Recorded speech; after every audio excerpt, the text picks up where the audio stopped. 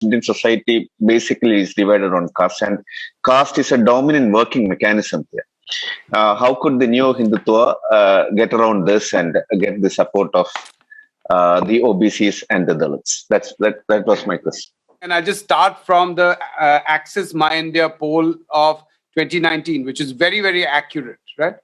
And there you see actually the Congress does extremely well amongst rich people. It does extremely well amongst those who have MBA, MBBS. It has equal vote share amongst those with professional degrees. It does very badly amongst the poor. Why does that happen? How is it that the Modi BJP does so well amongst the poorest of the poor? And actually, I have, from 2014, I've been trying to think about it. What has caused the fascism of the masses? What caused it? And I would say that here, it's the caste parties which are to blame. And I think if we look at it, it is essentially, if one looks at BSP or the Samajwadi Party. And I think I haven't done much research on the southern parties, the Dravidian parties, but I think that probably happened earlier in Tamil Nadu. Essentially, BSP is a single caste party. It is the party of the Jatavs, right?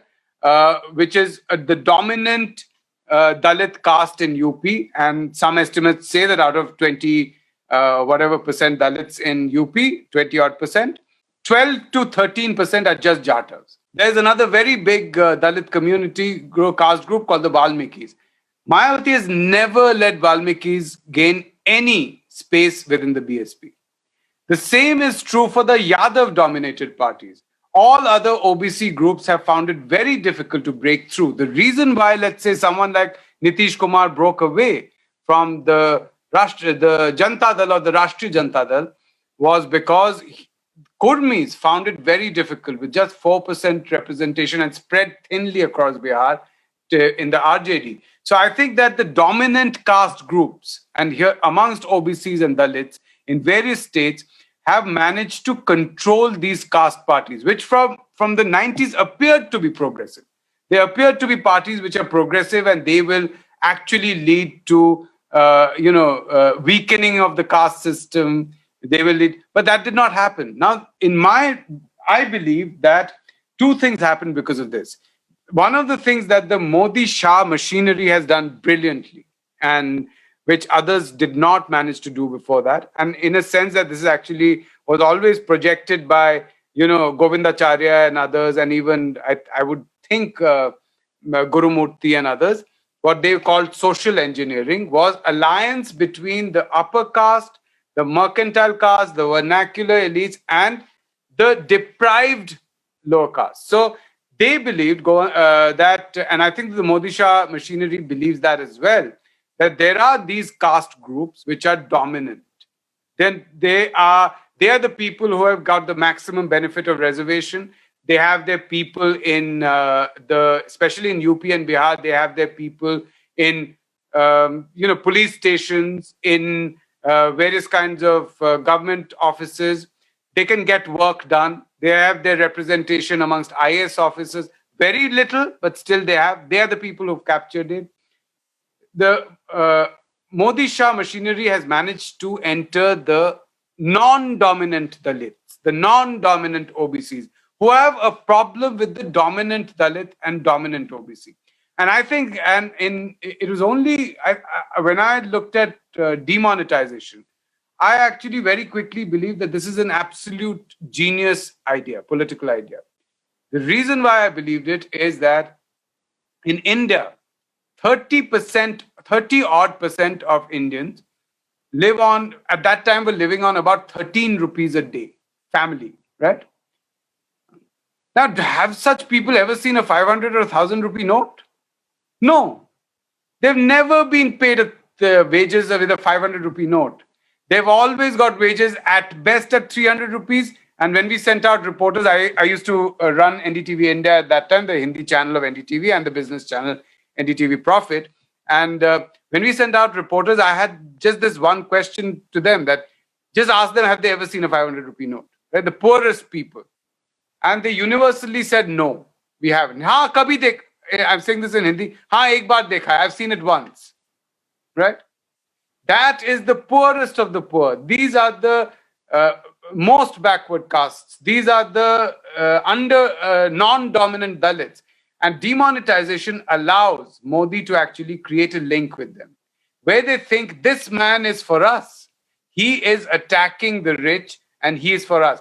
And it is interesting that Uma Bharti, in a speech in UP in 2017, actually said that Narendra Modi is like Lenin. He is like Karl Marx.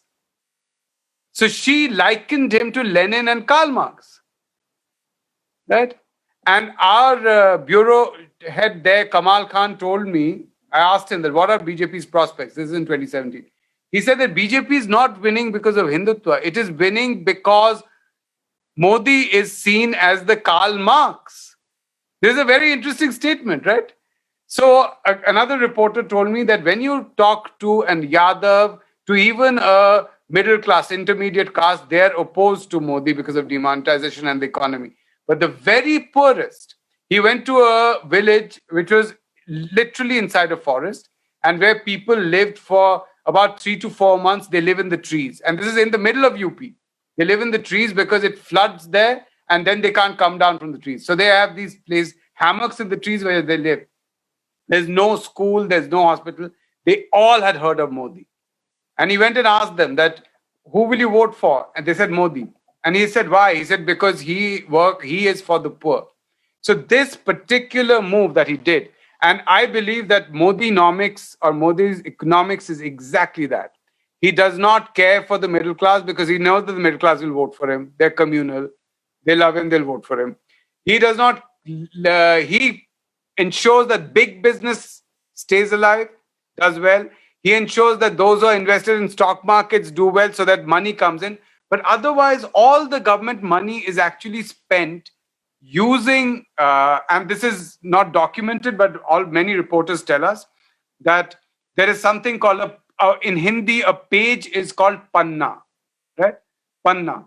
And the BJP has a system called Panna Pramukh, or the head of a page. This should sound very strange. What is the head of a page? It is the electoral roll.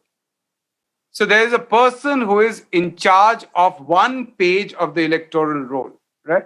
And I spoke to an RSS, very senior RSS person who told me that how does the Shah machinery work?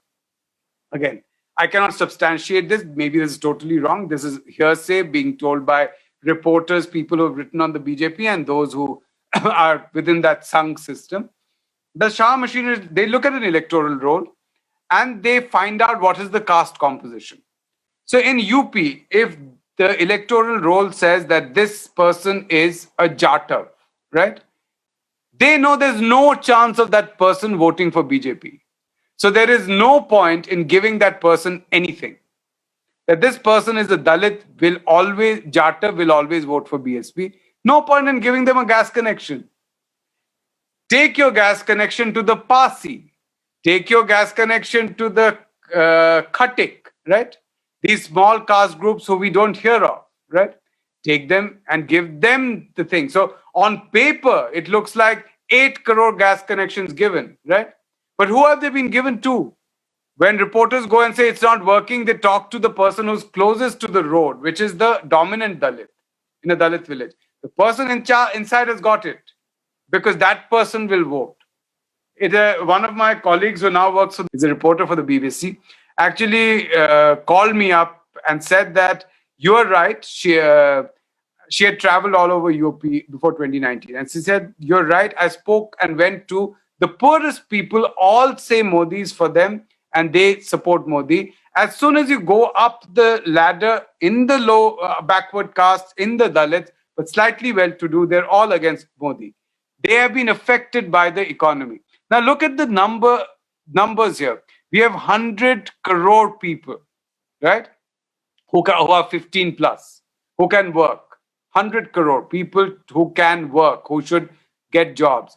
In China, the labor participation rate has come to close to 70%.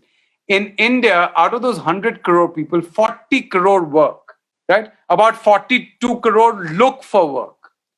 So if you look at it, a majority of working age population in India doesn't even look for work. because they don't even think they can get work. They're so poor, they don't even think they can get work. So when we talk about unemployment being a problem, it is a huge problem, right? But for those who have never had any work for generations, and these are many, many, even the government's own data tells us that about 10% of people have never worked, right? For them, it doesn't matter. Their father didn't work, they never thought they can work. They only live on the discards of society. What a community gives them, they somehow survive on that. So these are the people. It is interesting. One of our reporters, who was a senior reporter, went to a Bihar village in 2015. And he came back and he said that there was one family, right, where they had a small hut, no roof. There was water. When it rained, water would come in, right? And he followed. There were two children sitting outside the butcher's shop. So he asked them, "What are you doing here?" And they said that we are going to collect. When the butcher cuts and sells the chicken, he's going to throw away the entrails. And we are going to take that. So they collected that, went back, and he said that they are the Majhis. You know, Jitan Ram Majhi, who became the chief minister, right? So he went and asked them that, who will you vote for, this family? Not had work for 2 years, very extremely poor children, don't have anything, they eat rice and they boil this chicken entrails and stuff and eat that. No money to even buy salt. Who will you vote for? They said, we'll vote for Modi. He asked why. He said, because he has given gas connections to people like us. And this is revealing.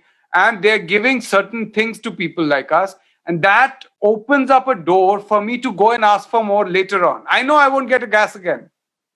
So this has opened up a door for me to touch the state, right? Which otherwise was completely beyond me, right?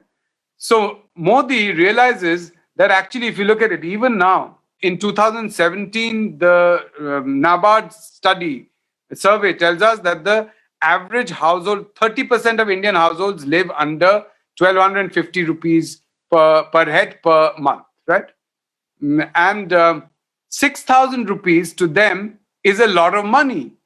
So if PM Kisan allows you to get one patta deed and get 6,000 rupees, that's a lot of money. That's enough. State governments will give you something, that's enough. You get free ration for 80 crores, and I'm telling you, they'll vote for Modi.